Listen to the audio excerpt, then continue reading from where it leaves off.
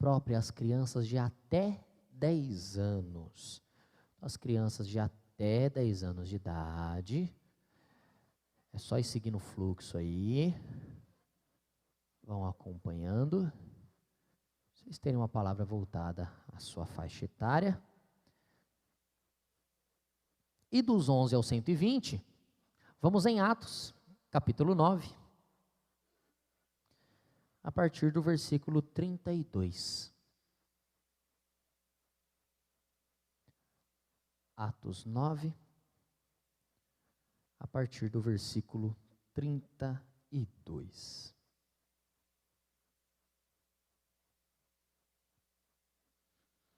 Nos diz assim a palavra de Deus: passando Pedro por toda parte, desceu também aos santos que habitavam em Lida. Encontrou ali certo homem chamado Enéas, que havia 8 anos jazia de cama, pois era paralítico. Disse-lhe Pedro: Enéas, Jesus Cristo te cura. Levanta-te e arruma o teu leito. Ele imediatamente se levantou. Viram-no todos os habitantes de Lida e Sarona, os quais se converteram ao Senhor. Havia em Jope uma discípula por nome Tábita, nome este que traduzido quer dizer Dorcas. Era ela notável pelas boas obras e esmolas que fazia.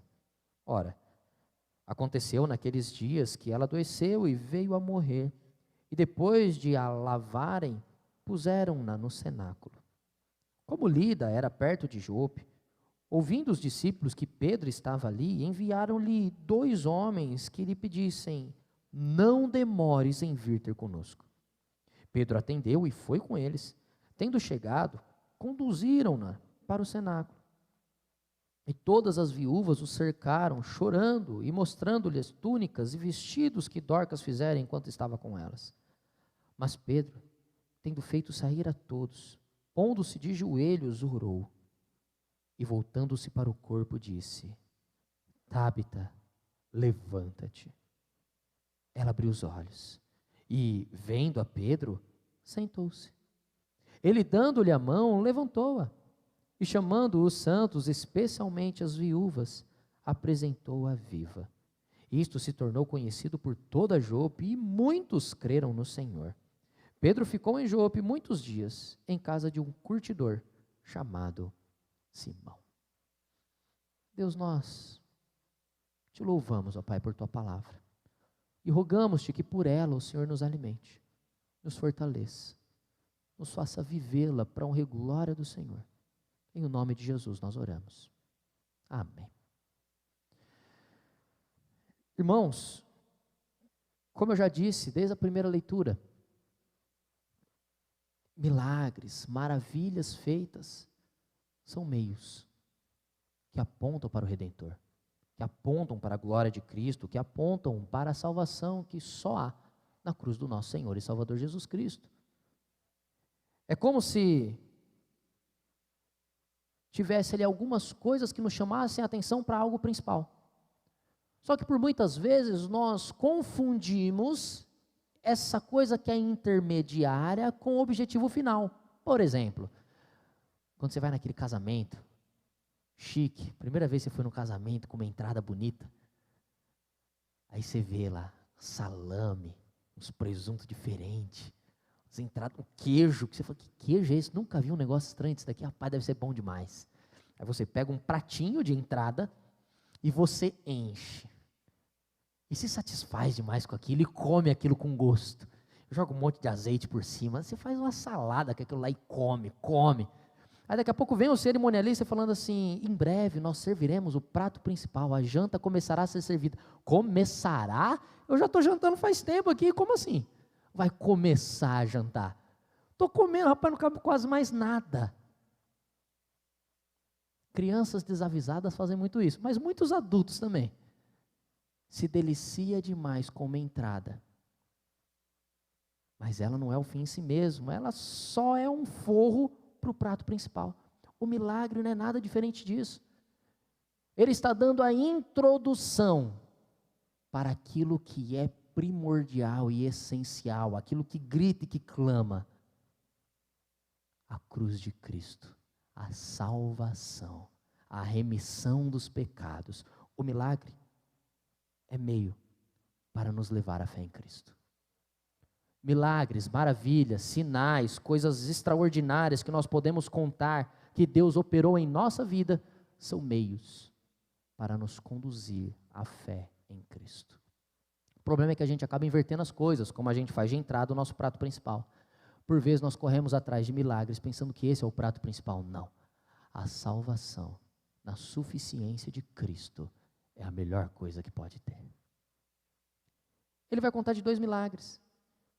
E contar que ninguém foi exaltado, ninguém foi glorificado, ninguém foi ovacionado. Simplesmente almas foram convertidas ao Senhor. Milagres servem para esse propósito. E aquilo que aconteceu na vida do Senhor está começando a acontecer na vida dos discípulos. Lendo essa passagem, se você já leu algumas vezes e voltou também nos evangelhos, você pode até se lembrar de outras vezes que Jesus fez algo parecido. Enquanto caminhava, cura uma mulher com fluxo de sangue, e depois também ele continua caminhando até ressuscitar uma menina dos mortos, filha de Jairo. Marcos capítulo 5. Parece que é uma história que está se repetindo, por quê? Porque aquilo que o Senhor viveu, os seus discípulos também estão vivendo. Ele disse: aquele que crê em mim, não só fará as mesmas obras que eu faço, mas obras maiores farão. Aqui eles estão fazendo as mesmas coisas que Cristo fez, e indo para lugares mais distantes, onde Cristo não havia ido. Expandindo o evangelho, a salvação que só há na cruz de Cristo. Esses milagres são meios para levar a verdadeira fé. O versículo 31, que nós não lemos, mas encerrou a última pregação, fala que a igreja tinha paz. Judeia, Galiléia, Samaria, eles estavam tranquilos. Logo depois do apedrejamento de Estevão, capítulo 7, ali do 7 para o 8, nessa transição, 6, 7, 8, a vida de Estevão, a ordenação dele, vida dele, o julgamento até a sua morte. Todos se dispersam. Só os apóstolos ficam em Jerusalém, ali eles estão cuidando das demandas, mas as coisas acalmaram. As coisas deram uma baixada naquele fogo, por quê? Porque agora tem notícia nova. Não é mais ou menos assim? A gente está preocupado com a mesma notícia, Brasil foi eliminado, Brasil foi eliminado, Brasil foi eliminado. Aí só vem uma nova notícia. E para variar no Brasil, corrupção. Escândalo disso, escândalo daquilo. Aí pronto, notícia nova, eliminação do Brasil já ficou para trás, a gente já começa a ver política. Nem para esperar, em outubro, para começar a aparecer essas notícias, deixa mais perto, a gente vai falar bastante daqui a pouco. Mas notícia nova. E aqui aconteceu notícia nova. Aquele que perseguia, está pregando evangelho. Vamos pegar esse cara. Pronto, agora o povo começou a focar a sua atenção em Saulo e deixou os apóstolos em paz. Notícia nova. Saulo está sendo perseguido, os discípulos agora têm paz. É assim que o texto termina. Saulo é enviado para Tarso, havia sido perseguido anteriormente, agora enviado para Tarso, para até cessar uma perseguição a princípio com ele, depois ele vai ser muito perseguido, apedrejado, dado como morto, açoitado, preso e solto várias vezes. Notícia nova, Saulo. A atenção está voltada lá, então agora os apóstolos, eles podem visitar os santos. Assim como aqui aconteceu na história antiga da nossa igreja. Sim, a nossa igreja aqui. Os pastores desciam até aqui de cavalo, e daqui eles iam para o Paraná, fundar a igreja lá em Guarapuava, lá em Curitiba, e daqui eles saíam, visitando os irmãos, passando nas casas, pregando o evangelho, dormindo na casa deles, indo para a próxima. Prega o evangelho, ora com eles, dorme, vamos para a próxima, e continua, viajando, pregando o evangelho, anunciando, visitando os santos. É isso que Pedro está fazendo. Pedro começa a caminhar por toda a região, versículo 32, passando Pedro por toda parte, desceu também aos santos que habitavam em Lida. Então de Jerusalém você tinha uma rota que ia até Jope, uma cidade portuária, a noroeste, ali de Jerusalém, cerca de 37 quilômetros de Jerusalém. No caminho, 17 quilômetros antes do destino final, cerca de 20 quilômetros depois de Jerusalém, tinha essa cidade chamada Lida. Uma cidade de uma rota comercial importantíssima. não só de quem vinha de Jerusalém até o Mediterrâneo, mas também quem vinha de Damasco até o Egito. Ela cruzava, tanto os que vinham nesse sentido, quanto os que desciam também cruzavam ali. Era uma cidade comercial importantíssima, rota de comércio. Muitas pessoas estavam por ali, e ali havia muitos judeus convertidos, salvos, discípulos, os santos, como diz aqui mesmo. Ele estava visitando os santos, e ele vem parar nessa cidade chamada Lida, cidade importantíssima. O que acontece? Acontece que no versículo 33, encontrou ali certo homem chamado Enéas, que havia 8 anos jazia de cama, pois era paralítico. Esse homem há 8 anos estava sofrendo de uma enfermidade. Ele não nasceu assim, ele estava sofrendo desse jeito. Hoje nós podemos enumerar várias possíveis causas. Hoje nós temos diagnóstico e sabemos algumas coisas que pode acometer para que a pessoa possa ficar paralítico. Talvez eles soubessem, talvez não. Mas um homem, já 8 anos nesse sentido, provavelmente então ele pode ter tido uma lesão na medula, ou pode ter sofrido com alguma doença neurológica, ou pode ter sofrido um AVC, ou até mesmo doenças autoimunes, que pode gerar essa paralisia. E lá está ele, há 8 anos, dependendo que alguém tire ele da cama e coloque na maca, para que ele possa ficar no meio das outras pessoas, e depois tirar ele da maca e colocá-lo de volta à cama. Dependente. Para um adulto isso é horrível. Tanto que nós não gostamos de assumir que estamos envelhecendo. A gente não gosta. Porque a gente vai começar a depender dos outros também. Que a gente já não pode mais dirigir, que a gente não pode mais fazer isso ou aquilo, que a gente não tem mais coordenação motora para algumas coisas, ou até mesmo força nas pernas. Fiz isso desde novo, pode deixar que eu faço. Vai pegar aquele saco de cimento que você carregava 3, 4, para ajudar o vô a bater laje? Não levanta meio agora. Um saco de cal de 20 quilos não sai mais do chão. E você fica lá, porque você tentou levantar e ficou travado. Travou a coluna, não levanta mais. Ficar dependente por 8 anos, não só que te carregassem, mas que te dessem banho, te alimentassem, te sustentassem. Como trabalha? Hoje, home office, hoje você tem várias possibilidades. Na época, trabalho, braçal, enxada na mão, carpina no campo. Completamente dependente. Este homem dependente, parecido até mesmo com aquele paralítico que foi curado por Pedro, na porta formosa do templo, no início de Atos. Logo depois, a descida do Espírito Santo, milhares de pessoas convertidas, eles entram no pórtico ali, entram no templo, numa porta onde um paralítico ficava ali pedindo as esmolas, ele fala: não tenho nem ouro nem prata, mas o que eu tenho eu te dou, em nome de Jesus Cristo, levanta e anda. Essa história já tinha acontecido, Pedro vê mais um paralítico diante dele. A reação é a mesma, vê alguém necessitado, ajuda. Vê alguém carecendo, precisando, sofrendo, é não fechar os olhos, é auxiliar, é ajudar, é estender a mão. Ali está ele, como um instrumento nas mãos do Redentor, para ajudar quem está diante dele. Não sabemos se Enéas era um convertido, não fala que ele é um discípulo, não fala que ele é um dos santos. Seu nome não é judaico, é helênico, então é até difícil dizer qualquer coisa. Mas ele estava ali carecendo, ele estava ali precisando. E o que ele faz? É algo muito simples. Ele diz o seguinte, versículo 34. Disse-lhe Pedro: Enéas, Jesus Cristo te cura. Levanta-te, arruma o teu leito. Ele imediatamente se levantou. Pedro faz algo muito simples. Ele não chama atenção para si. Ele não brilha nenhum holofote. Ele não faz uma série de perguntas, entrevistas. Ele não faz nada demais. Ele olha para aquele homem necessitado e diz assim: Jesus Cristo te cura. Levanta e arruma a sua maca. Você já parou para prestar atenção na alegria de alguém que é curado?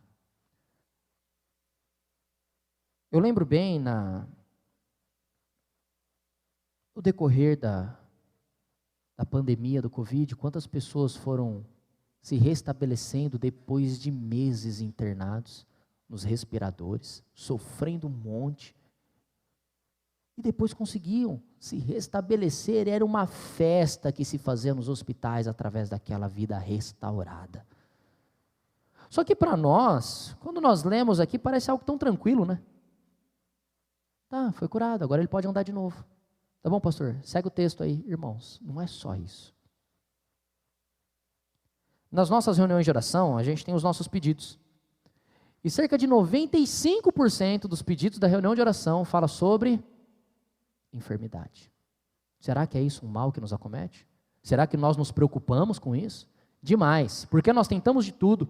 Nós tentamos fazer todas as coisas. Eu começo a ficar doente, aí tem alguém que vira para você e fala assim, ó, quando você está assim, você toma isso com isso, mistura tal coisa aqui, ó, batata, vai dar certo. Minha avó que me passou essa receita.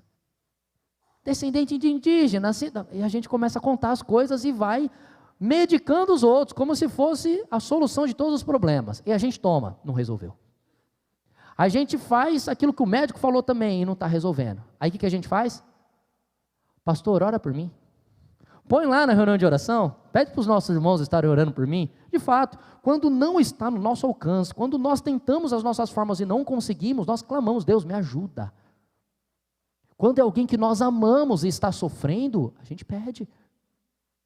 Filho doente, parece que dói mais em nós do que neles. Deus do céu, põe em mim essa dor, deixa a criança tranquila. Sofremos. É duro demais a nós tudo isso. Nós não gostamos de ficar enfermos.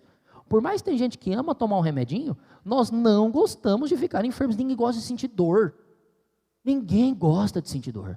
Nós fugimos disso. Sei que seja meio doido, né, masoquista, e deve gostar, mas não é o caso de gente normal, comum.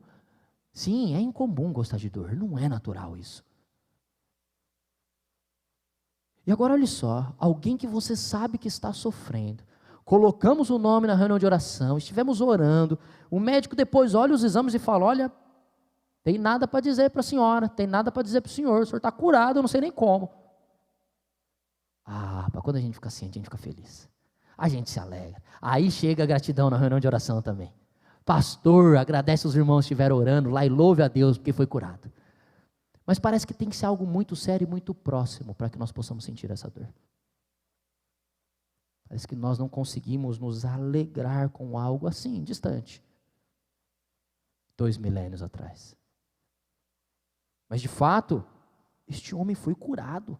A grande alegria, 8 anos dependendo de alguém, agora ele levantou e pôde arrumar a sua cama. Agora ele levanta pelas suas próprias pernas, ele consegue levantar com as suas próprias forças, agora ele pode caminhar. Não mais dependente, não mais precisando que ninguém faça nada por ele, agora ele mesmo faz. Assim nós, sendo carregados, levados e arrastados, até chega um momento que parece que nós temos uma maturidade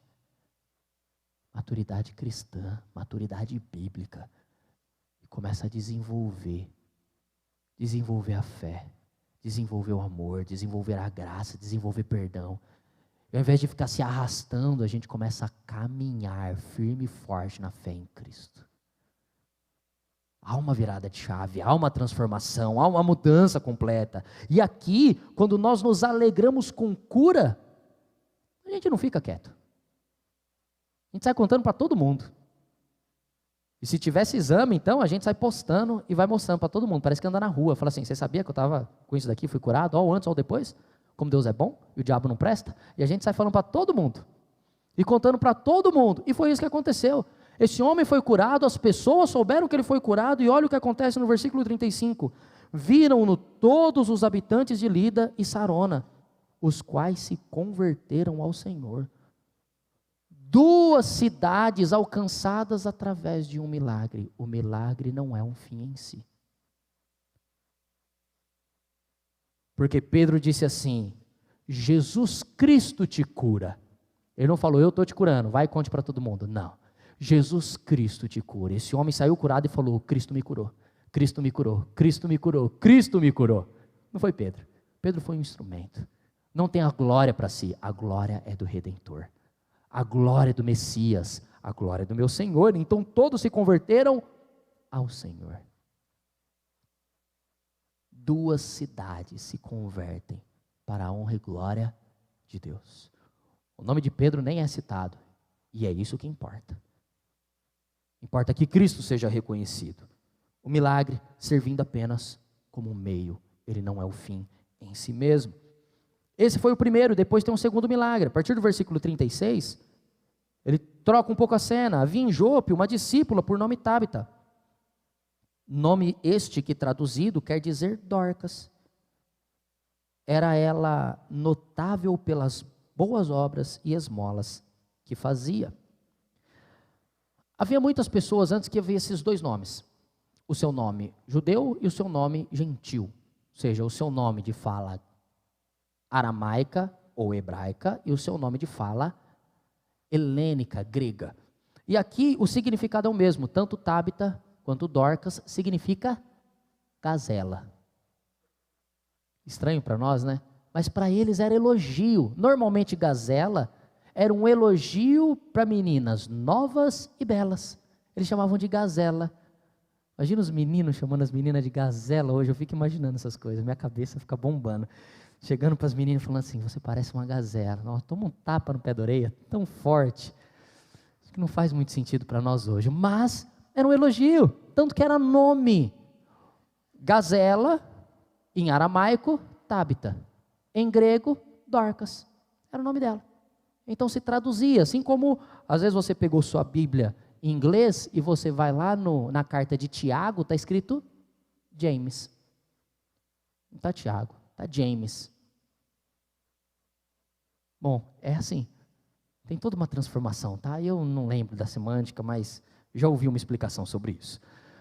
Mas há esses nomes. Assim como pessoas nascidas em outras culturas, eu já fui visitar tribos indígenas, que eles têm o nome deles ali da tribo e o nome em português. Há nome diferente por conta das culturas, isso é normal, isso é tradicional, isso acontecia lá. Só que aqui era a tradução da mesma palavra, gazela. Era uma mulher piedosa, muito conhecida por ser uma serva fiel, muito conhecida pelas suas boas obras, conhecida por ser alguém que vivia o que acreditava. Era discípula. Ela não considerava nada dela, mas tudo do Senhor. E aquilo que ela podia, então ela ajudava o próximo. É o que diz o versículo. Era ela notável pelas boas obras e esmolas que fazia. Uma mulher conhecida pela bondade de Deus na vida dela. As boas obras nascem da fé e são a própria palavra de Deus em sua ação e cumprimento, que nos foi implantado pela fé. Sim, a fé transforma. A fé nos faz viver o amor de Deus. Calvino diz: fazer o bem é algo sempre altamente recomendado, pois, de acordo com o testemunho do Espírito Santo, é um ato que contém a totalidade de uma vida piedosa e perfeita. Viver em bem com os outros é mostrar em quem você crê. Lembra de Tiago? Mostre-me sua fé sem obras e eu com as obras mostrarei a minha fé. A forma como nós vivemos demonstra aquilo que nós temos dentro de nós. E aqui ela era notável, porque ela fazia muito bem essas coisas. Era conhecida por todos de Jope, por ser uma pessoa piedosa. E essas pessoas que são gente boas mesmo, de coração, elas continuam fazendo, independentemente se o nome delas fica erguido ou não. Elas continuam ajudando, fortalecendo e sustentando, independentemente se são reconhecidas, porque não é isso que elas querem. Não querem reconhecimento. Ela vê a pessoa carente, ela enxerga na pessoa a imagem e semelhança de Deus que merece dignidade. E esse é o nosso problema. Nós olhamos para as pessoas e pensamos que elas não merecem nada. São miseráveis, estão naquela situação por consequência das suas próprias atitudes, das suas próprias ações, e ela que se vire por causa disso. Dorcas olhava para as pessoas como imagem e semelhança de Deus, que merece dignidade. Então eu vou ajudar. Eu vou abençoar, eu vou fortalecer. Se Deus me deu, é para que eu seja um bom mordomo. Então eu vou servir ao próximo. Era assim que ela vivia. Versículo 37. Ora, aconteceu naqueles dias que ela adoeceu e veio a morrer.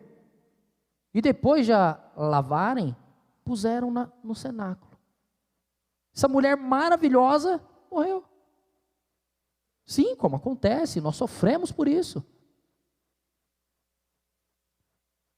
E ela foi lavada, era um ritual comum deles. Eles limpavam todo o corpo e passavam perfumes para que o corpo pudesse deteriorar sem muito cheiro forte. Era a tradição. Era algo comum que eles faziam. Só que não era muito comum levar ao cenáculo. O comum era se enterrar no mesmo dia. Ela é levada no cenáculo. O cenáculo é como se fosse o sótão. Imagine uma casa térrea, que tem ali a sua laje, e na parte de cima você não tem divisões. Você não tem quartos, cozinha, você não tem um monte de banheiro, você só tem um cômodo. Cenáculo. Tem a casa toda embaixo, ali em cima tinha um cômodo. Ali você recebia pessoas, ali você fazia celebrações, ali você fazia ajuntamentos com as pessoas. Então, eles estavam lá, lavaram ela, colocaram no cenáculo. Ofício fúnebre? Talvez. Talvez deixar o corpo ali para que as pessoas que a conheciam pudessem vir lamentar a sua morte. Ali naquele lugar, ali naquele ambiente. E o que acontece? Com essa tristeza que toma conta do coração, com esse desespero que estava ali, versículo 38. Como Lida era perto de Jope, ouvindo os discípulos que Pedro estava ali, enviaram-lhe 2 homens que lhe pedissem: não demores em vir ter conosco. Pedro está lá. Vamos chamar ele? Vamos. Qual o propósito de chamá-lo? Ofício fúnebre? Talvez. Pensar que ele poderia ressuscitar? Talvez. Eu creio que havia todos os tipos de fé naquele sentido. Ela morreu, alguns chorando, falando: chame Pedro, a gente ouviu o milagre que ele acabou de fazer, ele pode operar milagre aqui também. Alguns poderiam falar: é um apóstolo, né? Que ele venha trazer as palavras de Cristo para nos consolar. Podia ter os 2 casos. Pessoas que pensavam que sim, ela podia ressuscitar, e pessoas que pensavam simplesmente: vamos ser consolados com a palavra de Deus, fortalecidos e continuar a caminhada. Porque outros já haviam morrido diante deles e não foram ressuscitados. Mas aqui, poderia muito sim ter essa fé. Então disseram para Pedro: não demore. Eu sei que você está vindo para cá, mas não demora não, tá? Vem rapidinho. Não falaram nada, só disseram: te apresses em vir.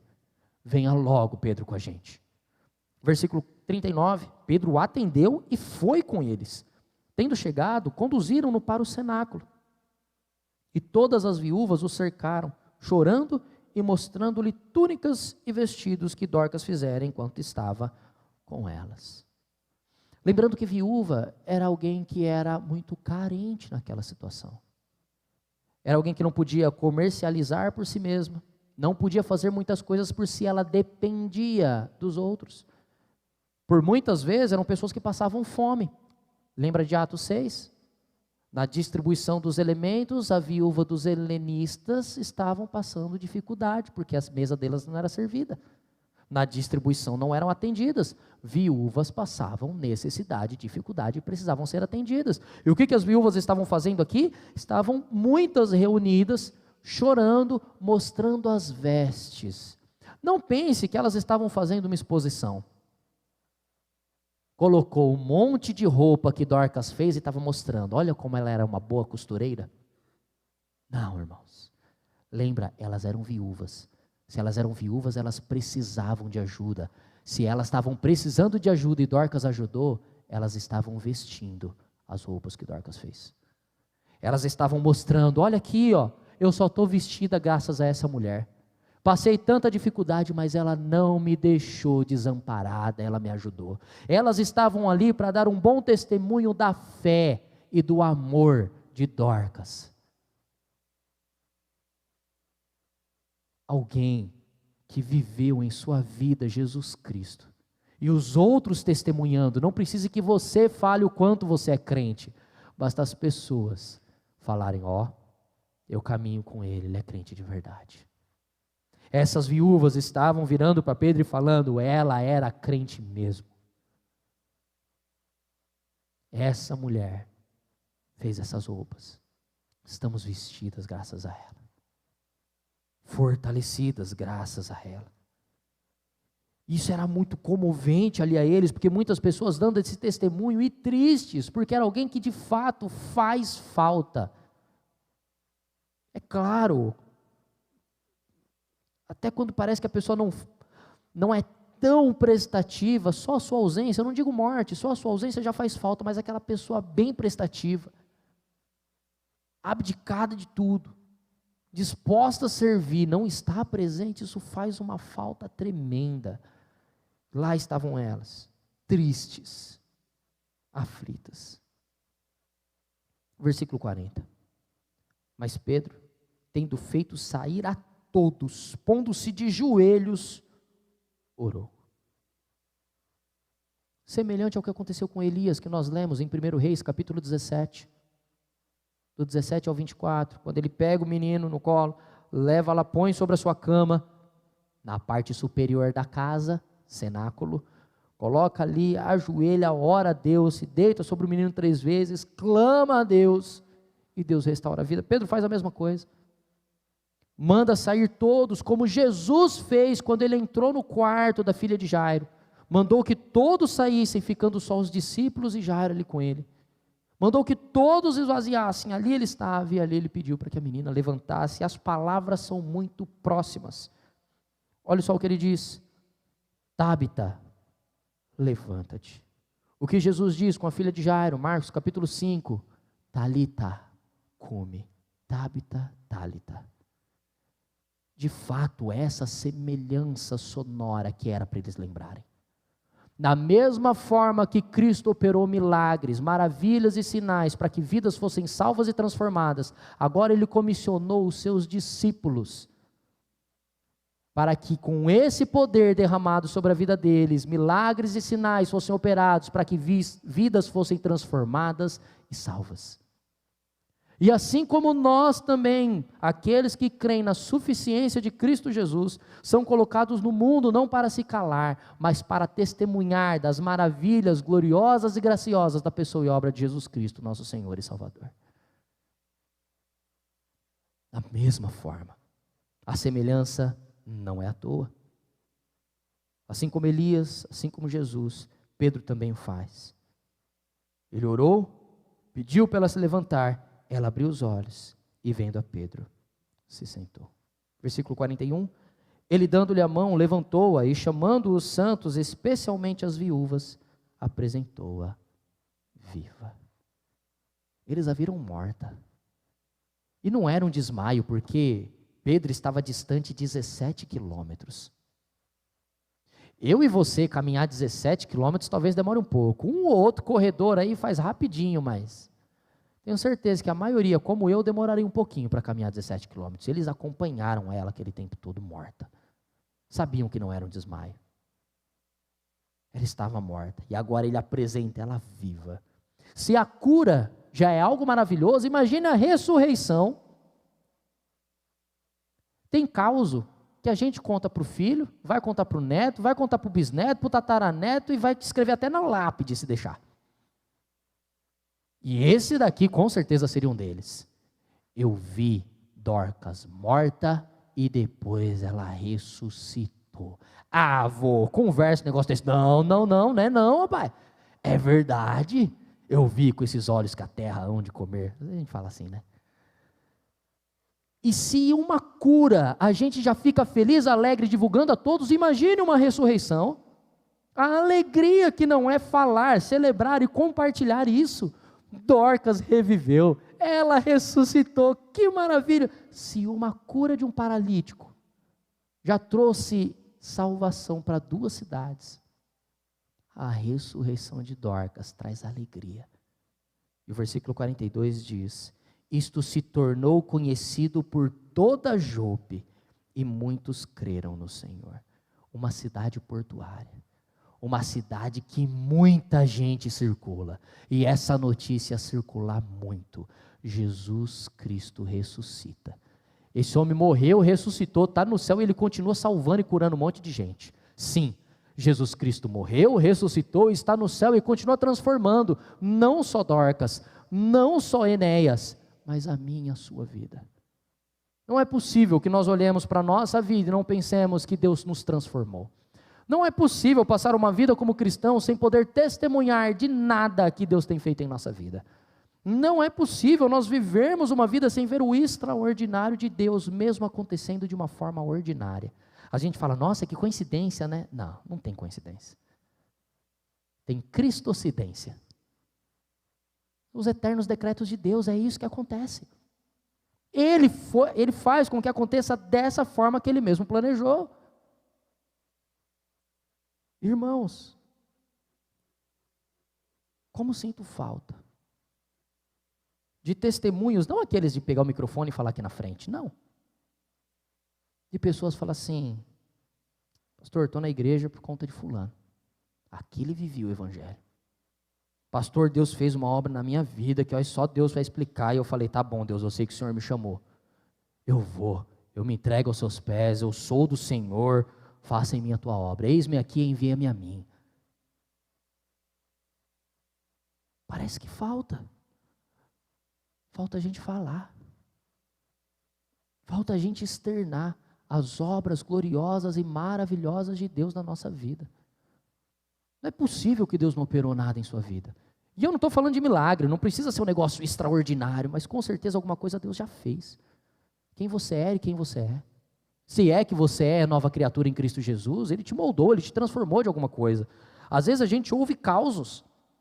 Pastor, na infância a gente fez isso. Nossa, Deus é bom, não, e transforma. Deus salva, Deus muda, porque se fosse a mesma coisa que era, misericórdia. Ia me dar trabalho aqui na igreja. Na verdade, nem está na igreja. Sim, falta muito de nós contarmos as obras gloriosas de Deus em nossa vida, porque é através de contar essas obras gloriosas que muitas pessoas estão vindo à igreja. Enéas foi curado, falaram da cura maravilhosa que Jesus Cristo operou, não Pedro. Dorcas é ressuscitada e falam da gloriosa ressurreição operada através de Cristo Jesus. Pode ver que o nome de Pedro não é exaltado, o nome de Pedro não é levantado, as pessoas se convertem ao Senhor. Este é o alvo, este é o propósito. Quando nós fazemos as coisas, não é para levantar um holofote a nós, mas nós vivemos numa cultura de performance, nós vivemos numa cultura de aparências, nós vivemos uma cultura de likes e de visualizações, e que se nós não somos reconhecidos é porque nós somos fracassados. Aqui nós vemos um apóstolo muito bem sucedido, sem ninguém citar o seu nome. Um apóstolo muito bem sucedido, sendo um invisível no meio da sociedade. Porque convém que ele cresça e que eu diminua. Foi isso que João Batista disse. João, aquele cara que você batizou, está pregando a mesma coisa que você prega. Também está batizando no Jordão. João vira e fala assim, você sabe quem é aquele cara? Convém que ele cresça e que eu diminua. Ele é o Cristo, eu não. O que nós fazemos deve servir para a honra e glória de Deus. Não estou aqui para ser aplaudido. Nós na igreja não servimos para ser reconhecidos, nós servimos para que Cristo seja visto, Cristo seja glorificado, Cristo seja exaltado. Só que há um risco, porque a nossa cultura fala de performance, o evangelho fala de renúncia. Como que nós vivemos isso? Como que nós vivemos dessa forma? Renunciando a nós mesmos enquanto a cultura fala que você tem que se reerguer? Vivendo contraculturalmente, contra aquilo que a cultura diz. Convém obedecer a Deus e não aos homens. É assim que nós vivemos. Vivemos de uma forma que glorifica a Deus. Convém que Ele cresça e que eu diminua. Essa tem que ser a nossa vida. É assim que nós vivemos. Não buscar honras, não buscar brilhar o holofote, mas contar do que Cristo fez na minha vida, para que pessoas também possam ser transformadas. Mas isso é um perigo extremo que nós vivemos. Fala assim, pastor, é difícil. Eu sei, eu sou pastor. As pessoas às vezes falam, nossa pastor, como você me ajudou. Eu falo, não meu irmão, eu não fiz nada. Eu? Se dependesse de mim, você estava no inferno, cara. De mim não sai nada, de Cristo sai. Cristo. Ele é quem salva, Ele é quem transforma, Ele é quem liberta, Ele é quem redime, Ele é quem faz tudo de bom. Eu faço tudo de mal. Ter a plena convicção de que eu sou um miserável pecador e que a glória de Cristo pode ser pregada e anunciada apesar de mim. Isso é glorioso, isso é maravilhoso, isso me faz me dispor para caminhar, assim como Pedro fez, visitando os santos, anunciando o evangelho e fazendo com que Cristo seja glorificado. Irmãos, as consequências claras do milagre não é as pessoas ficarem extasiadas e buscando cada vez mais e mais milagres e experiências, porque às vezes é isso que o povo busca, experiência, milagre e êxtase, e o tempo todo buscando novidade, não, nós não precisamos de novidade nenhuma, o que nós precisamos foi feito há 2000 anos atrás, a salvação em Cristo Jesus, e tudo isso foi planejado uma eternidade atrás, desde antes da fundação do mundo, Ele nos predestinou para sermos santos e irrepreensíveis, e em amor nos chamou. É isso. Os milagres apontam para Cristo. Os milagres apontam para o fim. Os milagres são meio para a fé em Cristo. Vamos ler mais uma vez o versículo 35 e o versículo 42. Versículo 35. Viram-no todos os habitantes de Lida e Sarona, os quais se converteram ao Senhor. Versículo 42, isso se tornou conhecido por toda Jope, e muitos creram no Senhor. Milagre deve resultar em transformação, em conversão. O milagre não é para um fim em si mesmo, não é para um fim egoísta da pessoa se ver livre da sua enfermidade, mas para o fim de Cristo ser glorificado através disso. Ele não precisava fazer nada, e mesmo assim Ele fez. Que Ele seja glorificado e exaltado. Esse é o propósito de uma vida com o Senhor. Não brilhar, não ser reconhecido, mas que outros venham a conhecer Cristo através de cada ato da nossa vida. Que nós sejamos invisíveis para que Cristo brilhe. Pedro, é claro, vai ser reconhecido, vai ser lembrado por um homem que caminhou com Deus e que Deus usou a vida dele. Não por ele ser alguém, mas apesar dele Deus usar. Que assim caminhemos. Que assim nós andemos. Não buscando sempre ser lembrados por nossa produtividade e performance. Mas o discípulo de Cristo quer ser lembrado como um cristão. Um meio pelo qual outras pessoas puderam aprender do Evangelho. Se você está aprendendo do Evangelho, não olhe para os outros como supercrentes. Olhe para os outros como pecador, que já amadureceu um pouquinho na graça. Não merece. Mas mesmo assim Deus agiu com graça. Se você já tem caminhado há um tempo, lembre-se sempre disso. Convém que Ele cresça e que nós diminuamos. Porque nós somos miseráveis pecadores e carecemos da salvação que Cristo traz. Da ressurreição dos mortos. Porque nós também rastejamos para tudo quanto é lado como um paralítico. Nós estamos mortos nos nossos delitos e pecados. E Cristo nos salva, nos liberta e nos transforma. Toda a glória, toda a honra seja dada ao nosso Senhor e Salvador Jesus Cristo. Vamos orar? Senhor Deus, nós te louvamos. Te louvamos, ó Pai, porque o Senhor é glorioso e gracioso. Porque em nós não há nada, ó Pai, nada digno do seu olhar, da sua atenção, da sua graça. E mesmo assim o Senhor nos amou.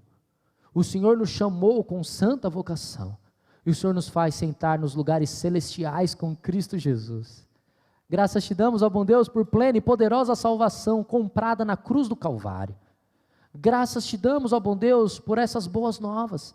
Essa notícia maravilhosa que não é nova, ela é muito antiga, ela é eterna. E que continua transformando para a eternidade. Te louvamos, ó bom Deus, e te rogamos que o Senhor não nos faça apontar para nós, mas faz-nos apontar para a cruz de Cristo. Porque nós somos falhos, ó bom Deus, mas Cristo é perfeito, soberano e sublime. Tem misericórdia de nós, ó bom Pai, e faz-nos olhar para a cruz de Cristo, caminhar para a cruz de Cristo e sermos transformados por Cristo. Deus Santo, aqueles que ainda estão mortos em seus delitos e pecados, aqueles, ó bom Deus, que ainda estão se rastejando, sem maturidade na fé ainda, ó Pai, que o Senhor envie instrumentos como Pedro, para fortalecer, sustentar, guiar. para que maravilhas possam acontecer em nosso meio, ó bom Deus, e o testemunho dessas maravilhas venha a ser transformador na vida daqueles que estão passando por necessidade e dificuldade. Transforma a nossa vida, Pai. Traga-nos para mais perto de Ti, para que nós possamos ver melhor, contemplar mais, ser mais sensíveis ao mover do Teu Santo Espírito em nosso meio. Guia-nos no amor e na graça que só há em Jesus Cristo, nosso Senhor e Salvador, no nome de quem nós oramos. Amém. Se você puder, coloque em pé.